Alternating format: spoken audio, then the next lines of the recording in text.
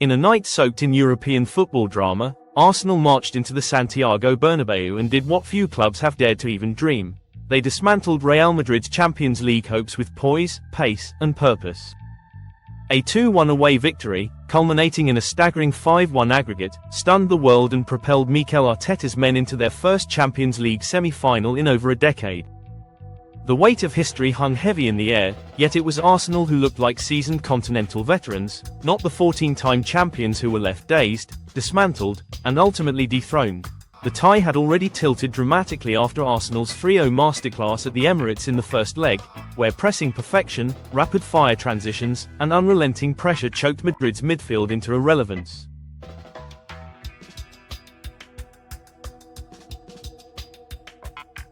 But if there's any club known for magical European comebacks, it's Los Blancos. The Santiago Bernabéu, a cathedral of miracles, was buzzing with belief.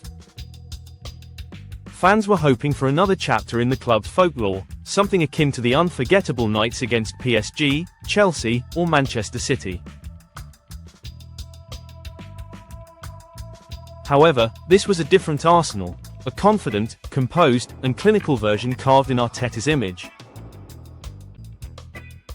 The early stages of the match gave Madrid hope. Arsenal, perhaps cautious from the get-go, sat deeper, inviting pressure. In the 18th minute came the moment that could have rewritten the script. Bukayo Saka, having won a penalty with his trademark acceleration and quick feet, stepped up and attempted a Panenka. It was an audacious move. But Thibaut Courtois, no stranger to high-stakes drama, stood his ground and caught it effortlessly. The Bernabéu roared. Madrid believed again.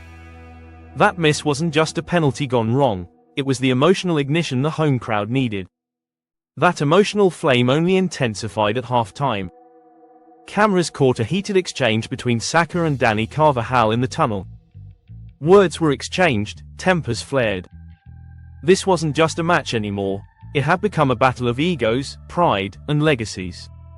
And yet, amid the chaos, Arteta remained a figure of calm on the sidelines. His belief in this young Arsenal side never wavered. Fast forward to the 65th minute. Arsenal were under pressure but held their shape impeccably. Mikel Merino, often unsung but crucial in midfield, found space and threaded a sublime pass between Madrid's high line. Saka, full of redemption fire, took a perfect first touch and slotted the ball past Courtois with surgical precision. Silence fell over the Bernabéu, except for the distant roar from travelling Arsenal fans. It was poetic justice. The man who missed the penalty had just punctured Madrid's comeback dreams. But Real Madrid, as they always do, hit back. Barely 2 minutes later, a miscommunication in Arsenal's backline gave Vinícius Júnior just enough space to strike. He pounced, cut in from the left, and beat David Raya with a low-driven effort. The scoreboard read 1-1. The pulse of the game quickened. There was still hope. Still 20 minutes to play. Still a mountain to climb, but Madrid has made a career out of scaling mountains.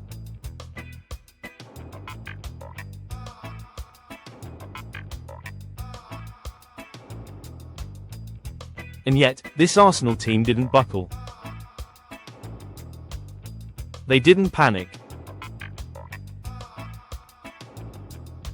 They responded like champions. Every pass was measured, every transition calculated. The defensive wall led by William Saliba and Jakub Kiwior stood tall, absorbing wave after wave of pressure. Jude Bellingham was marked out of the game. Kylian Mbappé, usually electric, found himself smothered by a well-drilled backline and relentless pressing from midfielders like Declan Rice and Jorginho. Then came the dagger. With Madrid throwing bodies forward in desperation, Arsenal broke on the counter. Again, Merino was the architect, sweeping a long ball to the advancing Gabriel Martinelli. The Brazilian turned on the jets, flew past Antonio Rudiger, and coolly finished past Courtois in stoppage time. It was 2-1 on the night, 5-1 on aggregate. Arsenal players ran to the corner flag. Arteta punched the air. The Bernabéu emptied. Statistically, this match was a marvel. Arsenal had just 42% possession but made every moment count. Their shot conversion rate was over 50%, highlighting their ruthlessness in front of goal. Real Madrid, despite 15 shots, only managed to test Raya 4 times. That's how well drilled the Gunners were. Every time Madrid tried to exploit the wings or overlap with their fullbacks, Arsenal had answers. The structure was impeccable, transitions swift, and defensive concentration unwavering. David Raya, often questioned earlier in the season, answered his critics with one of his finest performances in an Arsenal shirt. He commanded his box, made key saves, and distributed with precision. Even under pressure, he never looked rattled. Saliba's calmness in possession and Kiwior's timely interceptions proved critical.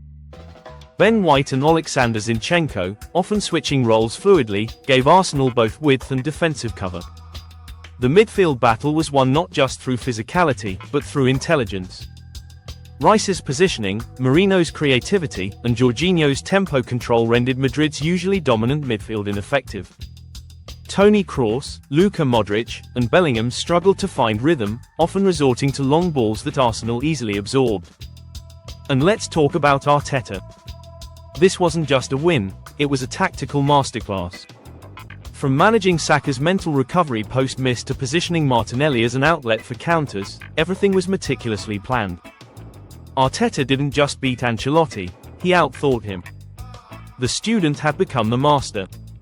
Arteta's Arsenal, once mocked for the Project Youth, had grown into a European juggernaut. The road ahead won't be easy.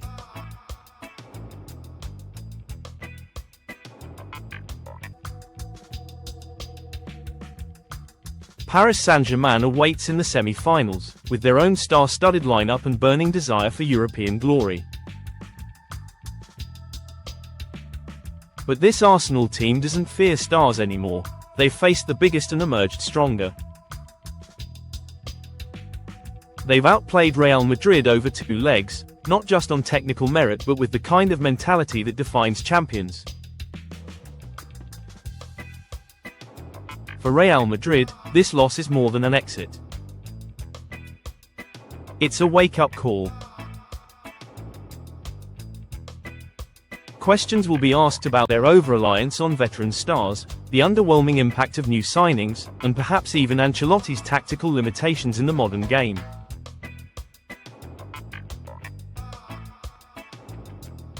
The Bernabéu faithful demand not just results, but evolution, and this night showed that while Madrid has history, Arsenal now has the future.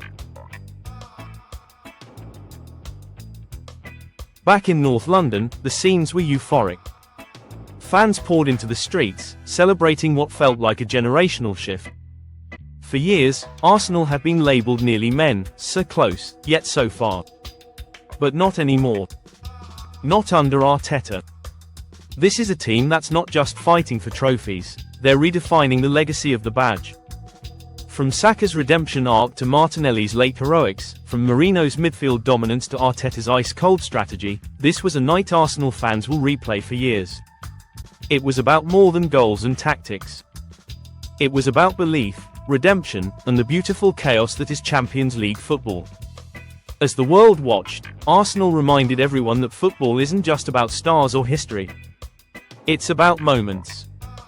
And tonight, every moment belonged to the Gunners. From Emirates to Madrid, from despair to glory, this is Arsenal's European rebirth. Their Champions League dream is alive, burning brighter than ever. Let the world take notice. Arsenal have arrived.